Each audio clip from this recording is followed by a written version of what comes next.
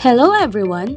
Today, we're going to learn how to onboard customers in a WordPress Freelancer Marketplace using an out-of-the-box solution, the Freelancer Marketplace Plugin. There are two ways how a customer can onboard on your Freelancer Marketplace platform.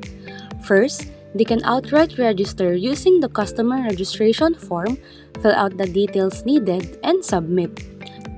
Second, the customers can directly start creating their project, fill out and provide everything needed, then submit. In this step, they will be asked either to log in or to register.